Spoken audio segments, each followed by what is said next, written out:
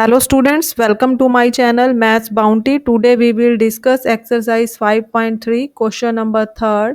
In this question has 10 parts. We will discuss parts one by one.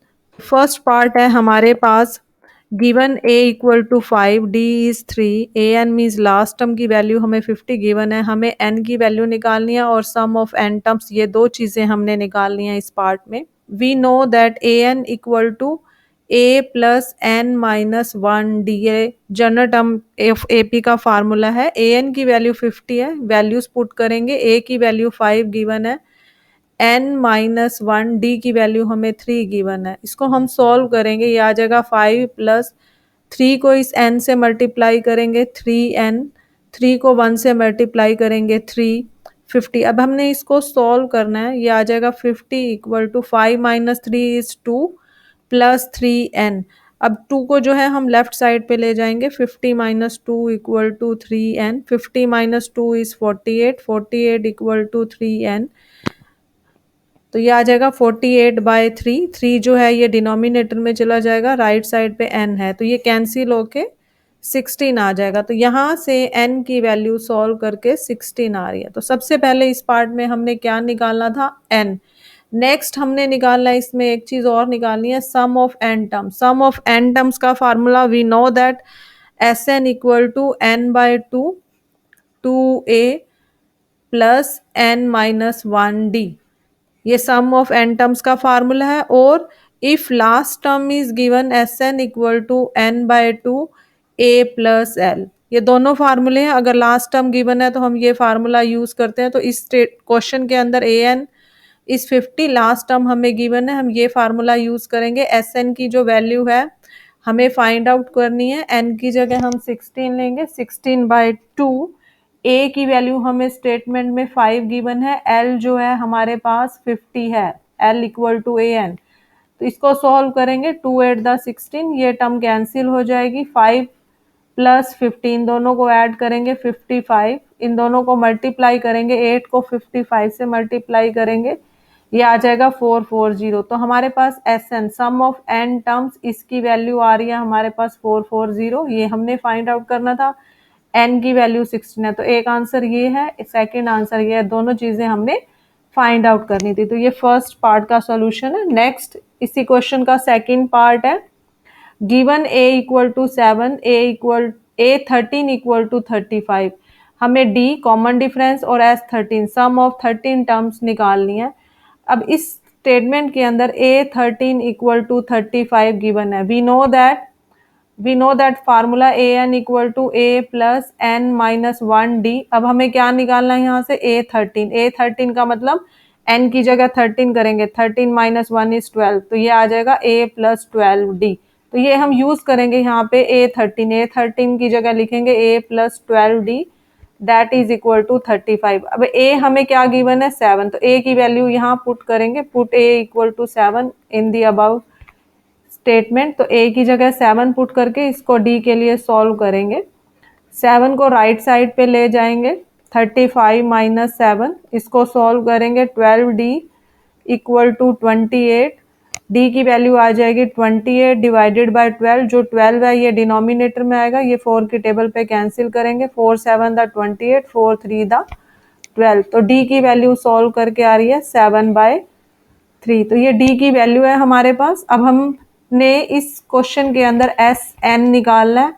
Sn का मतलब है sum of n terms. Sn equal to n/2 2a plus n minus 1d. अब हम ये formula use करेंगे, यहाँ पर हमें n टर्म नहीं गिवन है, तो S13 निकालेंगे. हमारे पास n की जगह 13 हो जाएगा, 13/2 2a की जगह हम वैल्यू पुट कर देंगे 7, n माइनस 1 है, 13 माइनस 1, और d की जो वैल्यू है हमने क्या निकाली है, 7/3.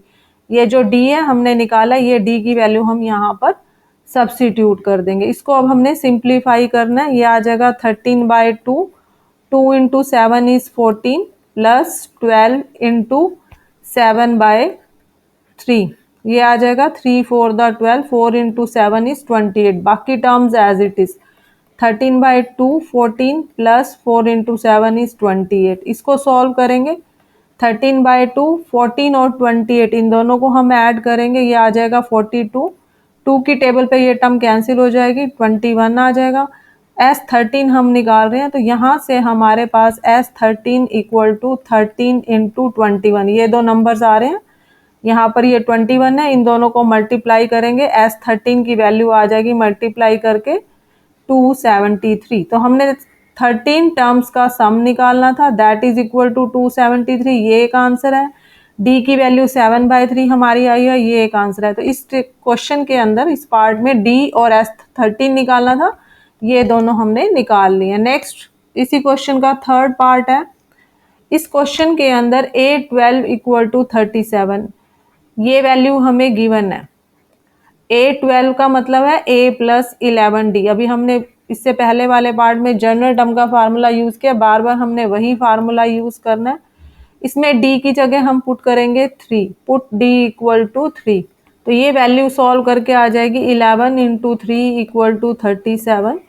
A plus 33 equal to 37। 33 को हम राइट साइड पे ले जाएंगे, 37 माइनस 33, ये सॉल्व करके आ जाएगा 4। तो हमने इस पार्ट के अंदर A की वैल्यू फाइंड आउट करनी थी, A की वैल्यू 4 है, A1 आंसर है एक पार्ट का ये है। उसके बाद S12 निकालना है। S12 का मतलब है SN का फार्मूला अप्लाई करोगे, SN is n/2, 2A plus n minus 1D। इसमें n टर्म नहीं गिवन, AN नहीं गिवन, L नहीं गिवन, तो हम ये फार्मूला यूज करेंगे। हमने फाइंड आउट करना है S12। S12 निकालने के लिए n की जगह 12 करेंगे और बाकी सारी वैल्यूज पुट करेंगे।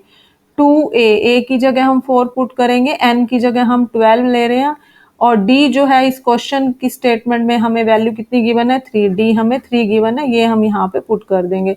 तो S12 इक्वल टू, ये कैंसिल हो जाएगा, 2 6 12, 6, 2 into 4 is 8, 12 minus 1 is 11, 11 into 3। इसको सॉल्व करेंगे, ये आ जाएगा 8 प्लस 33, 8 प्लस 33 इसको ऐड करेंगे, वी विल गेट 41। 41 को हम 6 से मल्टीप्लाई करेंगे, 6 इंटू 41 इज 246।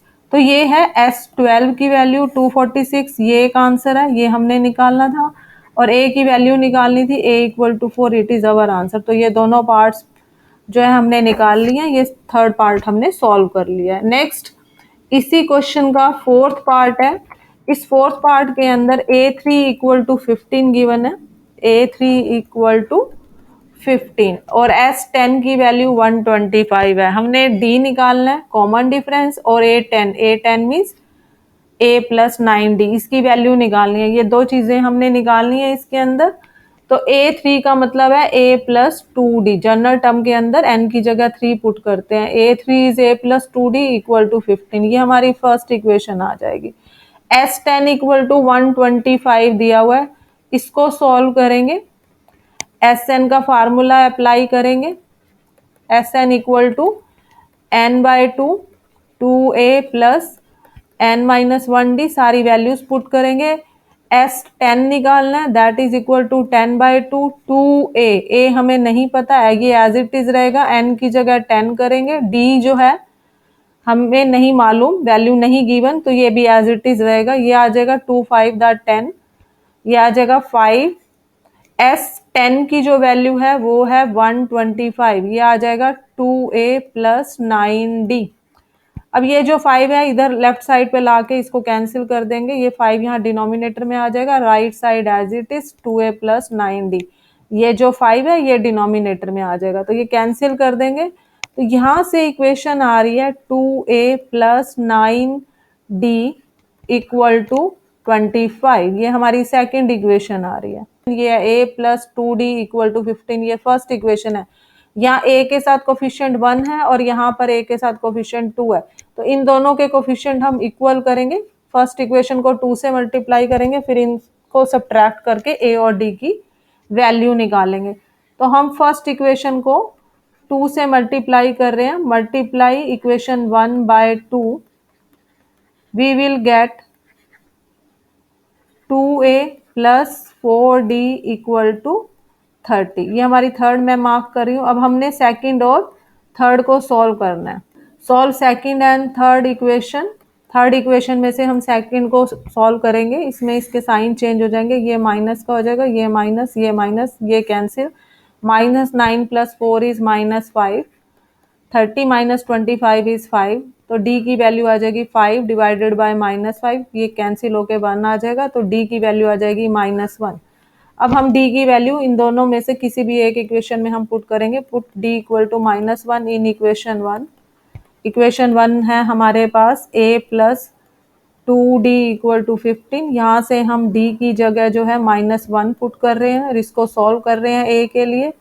a - 2 = 15, 2 को हम राइट साइड पे ले जाएंगे, a = 15 + 2, तो a की जो वैल्यू है वो आ रही है 17। क्वेश्चन के अंदर एक हमने d निकालना था, d की वैल्यू -1 है, ये आंसर है।